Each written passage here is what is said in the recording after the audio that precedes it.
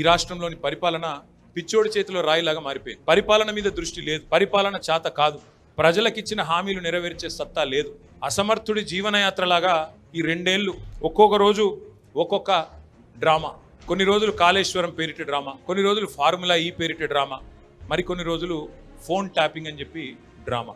పగే పాలకుని పగ్గమైతే పాలన పానం పోతది, జనాన్ని బేజారు చేస్తది. మీరు ఎన్ని రకాల డైవర్షన్ గేమ్లు ఆడినా మేము మాత్రం అర్జునుడి కన్ను ఎట్లయితే ఆనాడు తన గురి మీదనే ఉండునో మా గురి మొత్తం కూడా ఈ ప్రభుత్వ అసమర్థత మీద, మీ అవినీతి మీద, మీరు ప్రజలకిచ్చి ఎగ్గొడుతున్న హామీల మీద. పగ యొక్క పగచేత పగ కొరకు నిర్వహించేదా ప్రజాస్వామ్యం?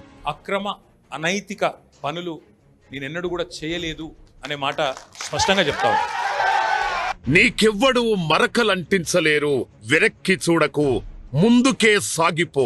తీవ్రమైన క్యారెక్టర్ అసాసినేషన్ ఎఫర్ట్ నా మీద, వ్యక్తిత్వ హననం. నేనేదో డ్రగ్స్ తీసుకుంటానని, నాకేదో హీరోయిన్లతో సంబంధాలున్నాయని లేని దిక్కుమాలిన వార్తలు రాసి నన్ను క్షోభకు గురి చేయడమే కాకుండా నా కుటుంబ సభ్యుల్ని, నా పిల్లల్ని, నా వాళ్ళు అనుకునే వాళ్ళందరినీ విపరీతమైన క్షోభకు గురి చేశారు. అయినా కూడా ఎన్నడూ బాధపడలేదు, బయటకు వచ్చి వేరే వాళ్ళలాగా దొంగ ఏడుపులు ఏడవలేదు.